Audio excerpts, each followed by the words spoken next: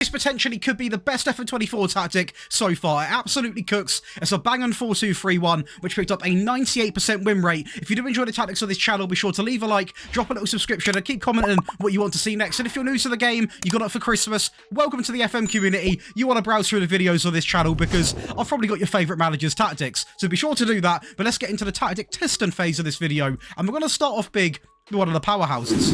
And that is going to be Shakhtar, obviously over in Ukraine, but we had probably one of the best seasons I've ever had on this channel, only losing one game, which was going to be a away game against Minaj. I believe that is a 2-0 loss. Other than that, we won the remainder 29 games, picking up a 98.33% win rate. Absolutely incredible. Lassina Traore coming in with 28 goals, which is really, really impressive there. Connor Plear picking up a 7.57 highest average rating, and also picking up the most assists coming in at 17. Well, it is going to be Riznik completing 97% of the passes from goalkeeper. In terms of the team stats, we're going to be looking at 116 goals in the league, only 18 goals conceded, and discipline-wise, we were really, really good. Only the one red card. If one trophy's not enough, we also had a second. That is going to be the Ukrainian Cup against Dyni Pro. In terms of the actual league stats, though, we are going to be very, very dominant. I mean, almost featuring every single one. 2.9 points per game, most goals at 116, most shots coming in at 628, the fewest shots against coming in at 140, most possession at 65, tied with the other powerhouse, Dynamo Kiev, most dribbles made coming in at 501, the most clean sheets at 15, and also the fewest conceded at 18. We absolutely cooked. Data Hub wise, we're actually going to be approaching towards 4 goals a game, 3.87 to be exact, only 0.6 to be conceded, basically 21 shots a game, but 20.93 if you want to be exact, an 88.6 pass completion, and attacker win ratio of 75.18.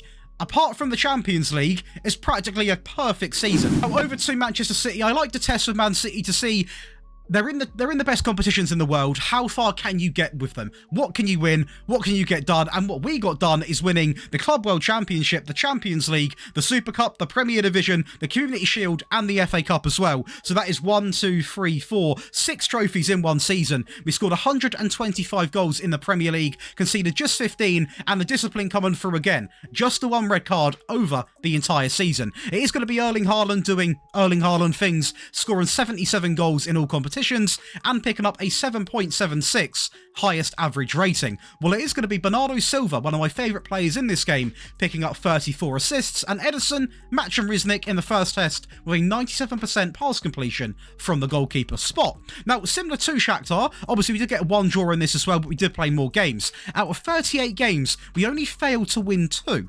That is 2 games we failed to win. That is going to be a draw against Liverpool, a very expected result, and the loss is going to be against Arsenal. Again, 2 teams you could argue could take points from us. The other 36 games we won, so yeah. What else can I say? Stat-wise, we are going to feature in, I believe, 6 of them. That's going to be the most points per game at 2.87, the most goals at 125, the most shots coming in at 780, the fewest shots against at 170. Possession-wise, we were up there as well, not in rank 1, but in rank 3, joint with Chelsea and Manchester United with 59% of the ball, the fewest conceded at 15, which is dominant over everyone by some distance, and the most clean sheets at 24. Scorer-wise, we had some talent in this team. I think that's pretty common sense, to be honest with you. You can see here by the star ratings, we've got some ballers in this team. 77 from Haaland, Silva 28, De Bruyne with 25, Rodri with 14, 14 for Foden, 9 for Grealish, Walker with 9 as well, Gvardiol with 6, assist-wise 34 for Silva, De Bruyne with 26, 21 for Kyle Walker, 21 for Gvardiol, 13 for Phil Foden, 10 for Phillips, 8 for Ake, 8 for Grealish. What we're seeing here, and by the way, this happened with every single team, is so many players getting involved, mainly the sort of front 4 being the left winger, the right winger, the attacker midfielder, and the striker, getting majority of the work being done. But overall, even you can see here, even the fullbacks actually, when it comes to the assists, quite dominant in that factor as well, because they are going to be fairly attacking in this tactic. But overall, everyone's getting chipping in. It's great to see because we're not reliant on one goal scorer, although Erling Haaland did score 77. Data Hub-wise, again going to be way over 3 goals a game at 3.29, way under a goal conceded at 0.39, so very, very dominant, nearly actually scoring 3 more exactly to what we are going to be conceding, over 20 shots a game at 20.53, an 87.68 pass completion, and attacker win ratio of 77.05. So far, I can't really fault the tactic. And up next is going to be a team predicted to finish in 9th place. That is going to be Freiburg, and we didn't win the league, but one of the most impressive things out of the entire tactic test is a Europa League win against PSG. You are seeing that right, Paris Saint-Germain, PSG. The big boy club. I don't know what they ended up doing to get in Europa League at all, but they had an absolute stinker, and we took advantage of that and had a very scrappy 1-0 final where we scored in the 82nd minute from a penalty. So it was pretty close. It was ugly. We got absolutely battered, but we got over the line, and we finished second in the Bundesliga, over Dortmund, over Leipzig, over Frankfurt, over Bayer Leverkusen. The only team we couldn't beat is obviously Bayern Munich, but a fantastic season, 74 league goals scored, so a bit of a drop off there, which is to be expected when playing in a division like this with a team sort of mid-table-ish. 34 goals conceded, quite solid as well. Lucas Haller picking up 21 goals and Gunter picking up a 7.31 highest rating. And on this occasion, it's going to be Dewan coming in with 14 assists, while it is going to be Florian Müller, a little bit less, but still very impressive. 95% best pass completion. Team stat-wise, we're not going to feature in a lot of them. That probably is to be expected. 74 goals, we actually outscored Bayern, which is really impressive. It is a very attacking tactic, to be fair. Also having the most shots at 471. Quite common sense these two do add up. Possession-wise, we're actually going to feature an okay stat line. Nowhere in the top 5, but do rank 7th with 54% of the ball. But going over to the Data Hub, even with a team like Freiburg, where there are a lot of teams that can absolutely demolish you, if they wanted to, they really could. We still didn't concede more than a goal a game, bang on 1 per game, so I'm okay with that. We're not getting into the 1.5s, anything crazy like that. Over 2 goals a game scored at 2.18. Over 13, basically 14 shots a game, an 87.38% pass completion, so we're still really good at pinging the ball around, and attacker win ratio, again, fairly consistent, 75.85. And last up, and thanks to this viewer here, or wherever it's going to be on the screen, that comment, it is going to be the team you asked me for, Cambridge United in Sky Bet League 1, a team predicted to finish inside of 21st place, where Cheltenham actually finished, which means a relegation predicted team. And we have come out and won the league. Now, yes, we did lose games. Yes, we did draw games. Do I care? Absolutely not, because the point difference is still really impressive over Reading and Blackpool. It's going to be Soleil Kaikai coming in with 21 goals, Liam Bennett with 20 assists and the highest rating, and Jack Stevens with a 96% best pass completion. In terms of the stats, really impressive actually. 115 goals, which is the best out of anybody in the league. 36 conceded as well. 1 more red card than the average that we have been getting, but we have got to take into account a lot worse a standard of players, so maybe discipline isn't as good, decision making, etc. So it is to be expected. I'm not too fussed when we're taking a team predicted to go down champions. And team stat wise, we are going to feature in a few of them. Possession as well, very impressive. 58% of the ball alongside of the most goals, quite a fair few more than Reading. Most points at 2.37. Again, Reading were second favourites a lot in this season. They had a fantastic season, to be fair to them. The most clean sheets at 23, a few more than Blackpool there, and also the fewest conceded by quite some distance over Wigan. A really impressive season with a big underdog. Data Hub wise, again, really impressed with this. 0.78 conceded per game is probably my favourite stat line out of all of them on this screen. Exactly 2.5 goals a game scored, which is really impressive as well. 14.15 shots per game, a pass completion of 87.89, and attacker win ratio of 76.12. I want to make this very public knowledge. I did use the defensive variant for this tactic test, just to make that very clear. We were really cooking with this Freiburg team in the Europa League. This is a game against Rangers, a 4-0 win, a bit more of a direct approach, and quite a lucky goal. I feel a little bit sorry for the Rangers fans on that occasion.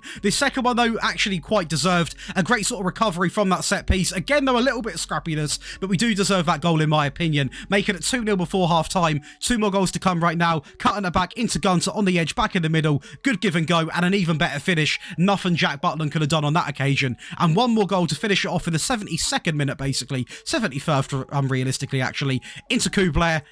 That one is all on Butland. Stinker. The 6-1 win in the FA Cup against Lincoln. I had to showcase this for the Cambridge fan. We actually did go 1-0 down as well, so this does show a little bit of the actual passion in this team as well. Bringing back not just 1 goal, but how about 6 goals? Great link-up play through the middle, out wide, into Gordon, back inside, and that is as good as a goal as you're going to get even with a top-level team. So doing that with a team like Cambridge is really, really impressive. Great play down the right-hand side now, driving it back in the middle into Thomas. And when you're getting goals like that, I mean, you're not going to really complain, because what this does very well, this tactic, I will quickly pause it, is it gets the ball out wide really, really quickly. And then as soon as the players got to the byline, got to the edge, there's a good 3 or 4 options in the middle. So as long as that ball gets put in with some quality, most likely you've got to score a goal, if not at least have a shot on target. And we're seeing again there, it went out wide, back into the middle. That's now 3 goals, almost copy and pasted. And it works so well, the AI simply can't defend against it. And we're going to see it again here. Through the middle, out wide, into Gordon, back inside, and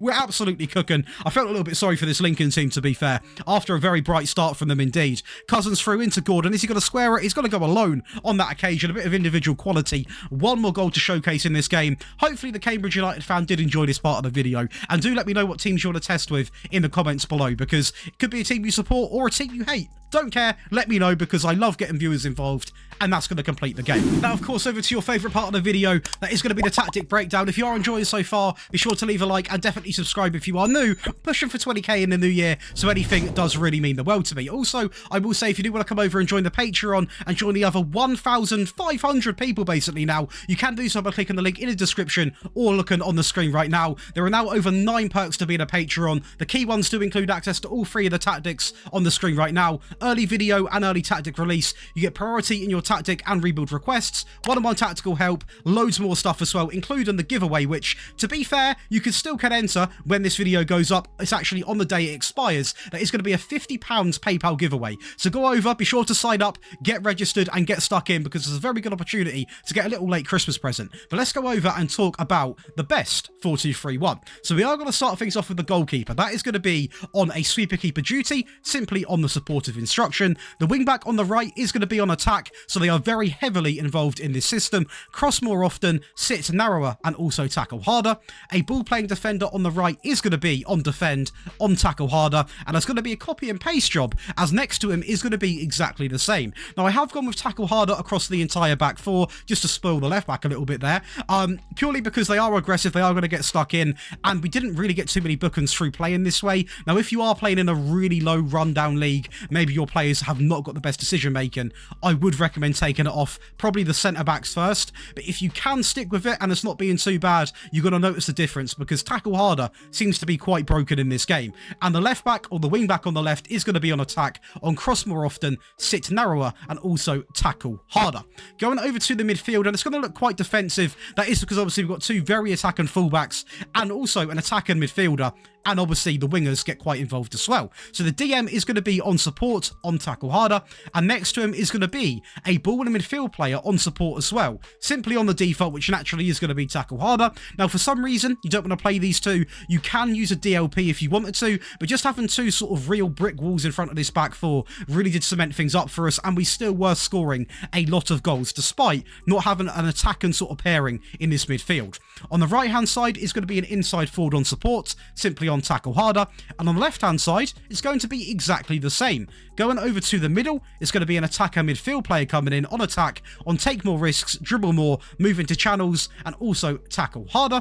And lastly, it is going to be the advanced forward on attack, on shoot more often, and tackle harder. Now, this is a time where obviously we're going to have a lot of new players coming to the community, a lot of new players that have just got FM. So I try to have a tactic where a lot of the roles people should have players suitable for. But if you are new to the game and say your player can't play in the AM position, change him to what your player is comfortable in. You're going to notice a lot better results, and it's the common sense thing to do. But obviously, if you are new, you might need a little bit of advice, and that is where the comments are for. You can come over and message me. I'll be more than happy to help. But let's go over to the team instructions. Over to the team instructions, then. This is all going to be based off a tiki-taka style on the attacking mentality. Tiki-taka, attacking. Nice and simple. Approach play is going to be pass into space. Something that I'm really fond of recently on this game is focusing the play down the right and also the left-hand side. Unlike most of my tactics, we're not going to have a big focus on playing out from the back at all. We are, however, going to have a big focus on a much shorter passing directness matched with that higher tempo. So very aggressive play, very fast play, but the passing is going to be kept to a minimum in terms of the distance. Nice short, sweet passes.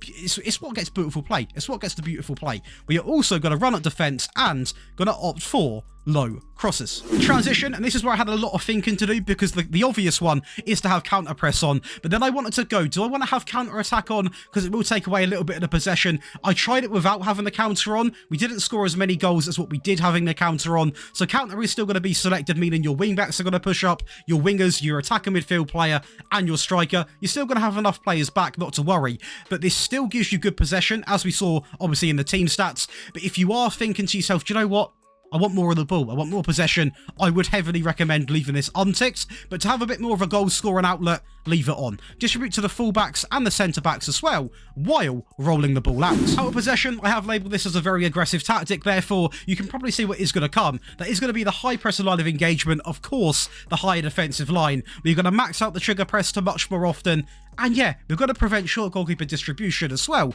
because we are going to have the striker and both inside forwards putting pressure on. Why not? And as you can imagine, with Man City, it was goals galore in a lot of the games, especially this one against Luton, the newly promoted team, who stood literally zero chance of beating us, to be honest. Not only because of the players, but because of this tactic. John Stones pushing up massively there into Kyle Walker, who almost plays as a right winger in that scenario there. Erling Haaland sticks away a penalty. Is he ever going to miss? Probably not. Fourth goal coming in here now into Kovacic, into De Bruyne, picking it up towards the end of the season, off Sambi, into Bernardo Silva, a great finish into the right-hand corner again.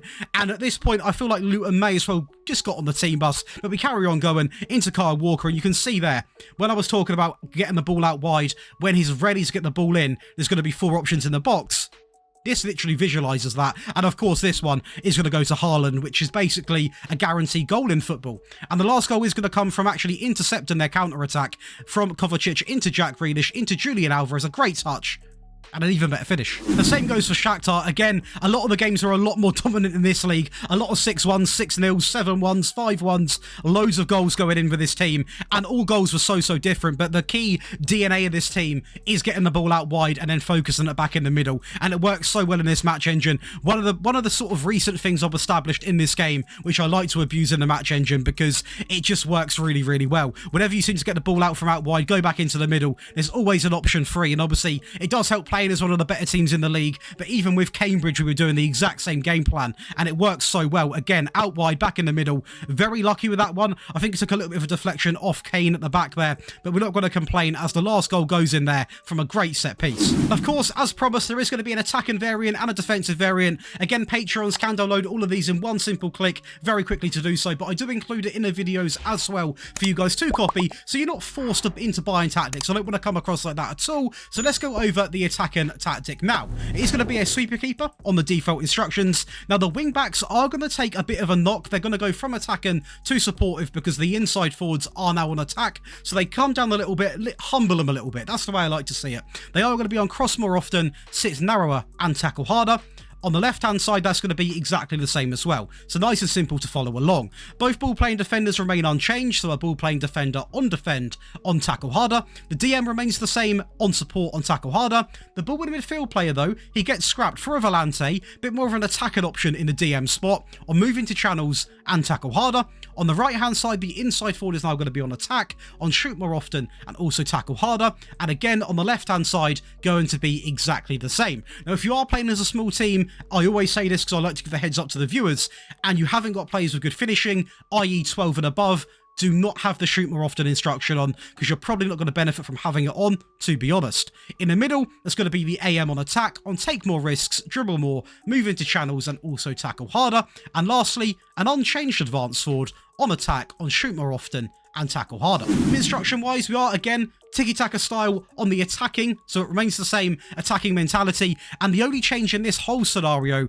is going to be the addition of the be more expressive, because everything else we don't really need to change. It naturally is a very attacking tactic anyway. We don't really want to, necessarily overcomplicate things, so the one change is going to be the addition, be more expressive. Transition, again, one simple change, everything else remains exactly the same. That is going to be adding distribute quickly. Now, if you are going into a game with this, say you're playing as Man City and you're playing Luton, you want to just get as many goals as you can. You don't need to have this on, but if you are using it for the actual use of this tactic, which is to chase a game, if you're a goal down or you need a goal in a 0-0 game, then you don't necessarily have to have this on when you go into it, but if you are in a game, you can have it on. Hopefully that makes sense. Pretty common sense in my opinion, but I will say that anyway, just in case there is any confusion. And lastly, out of possession, it's going to be an all-out attack vibe, the much higher defensive line, the high press and line of engagement, much more often, prevent short goalkeeper distribution, and also get stuck in. So it is going to be a very attacking-minded tactic on this occasion. Now, this one is where I will say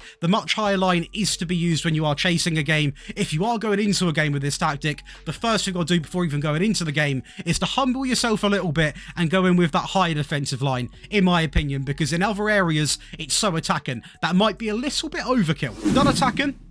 Now let's go over and do defensive. So again, I tested with this on the entire Cambridge save, so I will say you can play an entire season like this and it will work really, really well, but it is actually designed to go into a sort of defender game out, So if you are a goal up, 2 goals up, you want to slow the pace down, just settle your players a little bit. That's exactly why I done it, but we are going to go over the goalkeeper, who remains unchanged in all variants. The wingbacks get scrapped, 2 fullbacks on support, simply on tackle harder, on the left and the right hand side. Both of the ball playing defenders are going to remain the same, so 2 ball playing defenders both on tackle harder. Now, the reason why I will say they are now going to be fullbacks and not wingbacks is because, as you can see moving up the field, which we're going to get to in a second, I got rid of inside forwards to have wingers, and the reason was I don't want the fullbacks or the wingbacks overlapping, which is why you will not see the instruction added of get further forwards. So the wingers are going to be out wide and the fullbacks are going to be sort of sitting back. So therefore, I don't want players to be inside all the time. I want them to be wide, which is why the wingers are going to come in. But before we get to that, I'm going way too quickly. 2 DMs, both on defend, both or one of them on take fewer risks and tackle harder. And on the right-hand side, another DM on defend on tackle harder. The winger on the right is going to be on support, on tackle harder, and exactly the same as on the left-hand side. I also noticed playing in the lower divisions, a lot more players seem comfortable playing as a winger than a sort of inside forward, inverted winger malarkey. So that's also another reason why I backed this. In the middle is going to be an attacker midfield player on support, on tackle harder and move into channels. And lastly, the advanced forward, who remains unchanged. Lastly, the team instructions for this tactic, again, a custom tiki-taka style on the positive, so it does drop down one to a positive mentality, and there are going to be some changes. So the first one is going to be, well, not a change, but pass into space. We're still going to focus to play down the left and the right, but on this occasion, we are going to play out from the back, a bit more of a composed sort of theme to this team. Still much shorter, still that higher tempo, and on this occasion, it's a little bit scummy, but we are going to add some time wasting. Now, this is down to your personal preference. If you don't like it, don't have it on, but for me, I pretty much had this on a lot in that Cambridge save. When I went a goal or 2 up, I did implement this, so I thought, do you know what, we'll have it on from the get-go. And we're also going to match that with low crosses. In transition, we're going to have counter press, counter, distribute to the fullbacks and the centre-backs while rolling the ball out. Lastly, a much more composed out of possession tab, much more balanced. Some would say boring, I'll say balanced. A standard defensive line, a high press and line of engagement, so that is still quite an aggressive system. We're still going to max out the trigger press to much more often and prevent short goalkeeper distribution. That is going to give you guys 3 variants of the best 4-2-3-1. Obviously, there's a lot of new people on the game at this time of year, maybe some first-time players, so I thought, why not get a video out on the best 4-2-3-1, which is the best formation in the game in my opinion, and one which I can honestly say got a lot of success, and this is going to be the one for you. Hopefully you guys have enjoyed today's video. If you have, be sure to leave a like, be sure to subscribe as well, join the Discord on the screen as well, come and say hello, get involved with the community, but enjoy the rest of your day, and I'll see you in the next one.